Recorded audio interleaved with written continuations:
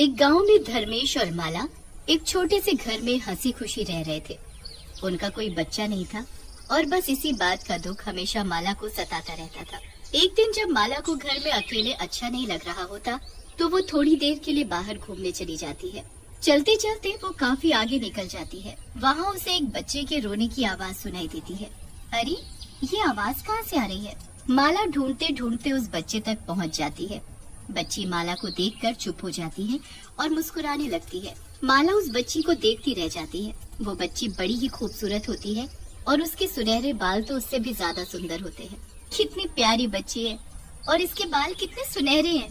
पता नहीं ऐसी बच्ची को छोड़कर इसके माँ बाप कहाँ चले गए। एक काम करती हूँ, क्यों ना इसे मैं ही अपने घर ले जाऊँ। माला उस बच्ची को घर ले आती है। धर्मेश जब काम से आता है तो माला उसे उसी बच्ची के बारे में सब बताती है। धर्मेश और माला उस बच्ची को अपने पास रख लेते हैं और उसका नाम सुनहरी रख देते हैं। माला सुनहरी को बड़े प्यार से पालने लगी। वो सुनहरी को इतना प्यार करती है कि उसे किसी चीज की कमी नहीं होने देती। हर कोई सुनहरी को देखकर तरह तरह की बातें करने लगा था। अरे, ये माला जाने कहाँ से किसकी लड़की ले आई है। मैंने पूछा तो बोलती है ये मेरी बेटी है। हाँ, पता नहीं किसकी बेटी को अपनी बेटी बोलकर पाल रहे हैं। धर्मेश और माला को किसी की बात से कोई फर्क नहीं पड़ रहा था। वो तो बस सुनहरी के साथ बड़ी खुशी से रह रहे थे।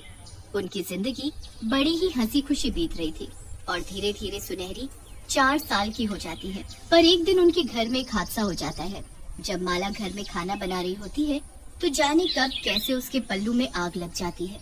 माला बुरी तरह चिल्लाने लगती है, बचाओ बचाओ, मैं जल गई, कोई मुझे बचाओ। माला के चिल्लाने की आवाज से सुनहरी भागते हुए अंदर आती है। सुनहरी अपनी माँ को ऐसे आग में जलते देख हक्की बक्की रह जाती है। उसकी आंखें लाल हो जाती हैं और उसके लंबे सुनहरे बाल हवा में उड़ते हुए ऐसे चमकने लगते हैं जैसे दुनिया भर की रोशनी उसके बालों में हो। सुनहरी का रूप बदलने लगता है, पर इतने में पीछे से धर्मेश आता है और सुनहरी को एक तरफ धक्का देकर माला के ऊपर पानी डालता है। आग बुझ जाती है और सब ठीक हो जाता है। सुनहरी भी वापस ठीक हो जाती है। पर जो माला और धर्मेश ने उस दिन देखा होता है वो बहुत घबरा जाते हैं। रात को दोनों इस बारे में बात कर रहे होते हैं। आज मुझे समझ आया कि सुनहरी आग को देखकर अजीब क्यों होती है। उसके बालों में आग समान लगती है और जितनी तेज आग हो उसका रूप उतना अजीब होने लगता है। आज तो वो चुड़ैल लगने लगी थी, पर आप सही वक्त पर आ गए। पर हम अब क्या करें? ये बच्ची एक चुड़ैल है। अब हम इसे घर में कैसे रख सकते हैं? नहीं, वो मेरी बेटी है। मैं उसे अपने से अलग नहीं करूंगी और उसने आज तक कभी कुछ ऐसा नहीं किया। आज भी उसने मेरी जान बचाई है। वो दूसरी चुड़ैलों जैसी नहीं है। हम उसे कहीं नहीं छोड़ेंगे। ठीक है, पर अब हमें इसे आग से बिल्कुल दूर रखना होगा, वरना गांव वालों को इसका सच पता लग गया तो वो इसे जान से भी मार सकते हैं। ये सुन माला बहुत डर जाती है। उसके बाद वो सुनहरी को हमेशा आग से दूर रखती है। लोगों को सुनहरी उसके बालों और थोड़े अलग बर्ताव की वजह से पहले ही खटकती है और अब जब से माला उसका सच छुपाने के लिए उसे सबसे दूर रखने लगती है तब से लोगों को और अजीब लगने लगता है। ऐसे ही सालों बीत जाते हैं। सुनहरी बड़ी हो चुकी होती है। वो बिल्कुल आम लड़कियों की तरह अपने माँ बाप के साथ रह रही होती है। उसे खुद नहीं पता होता कि वो एक चुड़ैल है। एक दिन वो अपने माँ बाप से बोलती है, आप मुझे हमेशा दूसरों के घर जाने को मना क्यों करते रहते हो? मुझे भी अपनी सहेलियों के साथ जाना है। नहीं, सब लड़कियां बेकार हैं। तुम यहीं घर में रहा करो। माला को कुछ समझ नहीं आता कि उसके साथ क्या हो रहा है। एक दिन फिर होली का दिन आता है। गांव में होलिका जलाई जा रही होती है। पूरा गांव वहाँ इकट्ठा होता है, पर हमेशा की तरह बस सुनहरी वहाँ नहीं होती। अरे माला, तुम हमेशा अपनी बेटी को छोड़कर क्यों आ जाती हो? उसे भी साथ लाया करो। वो घर पर पढ़ाई कर रही है। माला घर पर अकेली होती है, पर पीछे से उसकी सहेलियां उसे लेने आ जाती हैं। माला उनको जाने से मना करती है, पर उसकी सहेलियां नहीं मानती। वो माला को चुपके से ले जाती है। सुनहरी को होलिका के पास देखकर माला घबरा जाती है। वो सुनहरी पर गुस्सा करती है, तुम यहाँ क्यों आई? मना किया था ना? मेरी सहेलियां मुझे ले आई, मैं क्या करूँ? जाओ, अभी के अभी घर वापस जाओ। माला सुनहरी को जाने को बोल ही रही होती है कि सुनहरी की नजर तेज जलती हुई होलिका पर पड़ जाती है। सुनहरी उस आग को देखकर वहीं के वहीं खड़ी रह जाती है। उसकी आंखें लाल और उसके बाल चारों तरफ लहराने लगते हैं और सुनहरी एक चुड़ैल का रूप ले लेती है। गांव वाले उसे देख चिल्लाने लगते हैं और इधर उधर भागने लगते हैं। कुछ ही देर में सारी आग सुनहरी के बालों में समा जाती है और सुनहरी को पता चल जाता है कि वो आम लड़की नहीं बल्कि एक चुड़ैल है। अरे इन लोगों ने तो अपने घर में एक चुड़ैल को पाल रखा है। तभी अपनी लड़की को छुपा कर रखती थी। आप समझ आई सारी बात। अब हम इस चुड़ैल को यहाँ नहीं रहने देंगे, हमें इसे खत्म करना होगा। नहीं नहीं, ऐसा मत बोलो, ये मेरी बेटी है, इसने कभी किसी का नुकसान नहीं किया। ये तो बस आग को देखकर ऐसी हो जाती है और इसके बाल इसलिए ही आग की तरह सुनहरे हैं।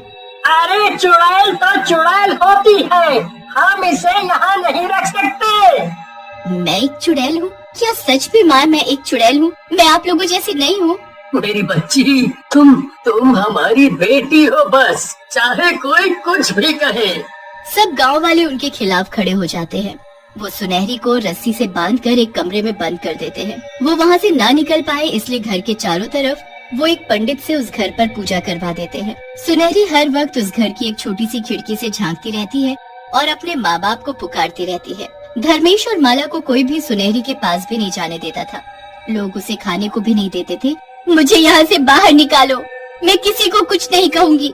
मुझे तो खुद पता नहीं था कि मैं चुड़ैल हूँ। मुझे अपने माँ बाप के पास जाना है, मुझे जाने दो।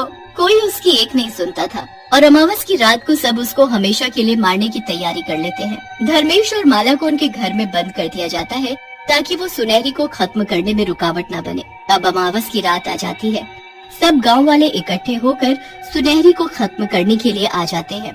वहाँ एक तांत्रिक भी आ जाता है जो अपने मंत्र पढ़ना शुरू कर देता है। नहीं नहीं, मुझे मत मारो, मुझे छोड़ दो, मुझे अपने माँ बाबूजी से मिलने दो। कोई सुनहरी की बात नहीं सुनता। तांत्रिक अपना आखिरी मंत्र सुनहरी को खत्म करने के लिए बोल ही रहा होता है कि इतने में एक आदमी चिल्लाता हुआ आता है। अरे जल्दी चलो, गांव में आग लग गई है। आग? कैसे? पास के जंगल से आग फैलती हुई यहाँ हमारे गांव तक आ गई है। सारी फसलें जल रही हैं और सबके घर भी। जल्दी चलो वरना सब बर्बाद हो जाएगा। सारे गांव वाले उस चुड़ैल को वहीं उस घर में बंद छोड़कर आग बुझाने भागते हैं। मुझे बाहर निकालो, इस आग को मैं ही बुझा सकती हूँ और कोई नहीं। कोई उसकी बात नहीं सुनता। बस सब लोग पानी ला ला कर आग बुझाने की कोशिश में लग जाते हैं। आग पूरे गांव में फैल जाती है। उसे बुझाना नामुमकिन होता है। कोई कुछ नहीं कर पा रहा होता। फिर एक छोटा बच्चा सुनहरी को खिड़की से पुकारते देखता है। सुनहरी दीदी, मैं आपको यहाँ से निकालूंगा, चाहे आपको सब लोग कुछ भी बोले, पर आप मेरे लिए वही सुनहरी दीदी हो जो मुझे रोज चीज देती थी। जल्दी करो छोटू, जल्दी बाहर निकालो मुझे। वो बच्चा बिना डरे चुड़ैल को आजाद कर देता है। चुड़ैल भागती है और गांव के बीच खड़ी हो जाती है।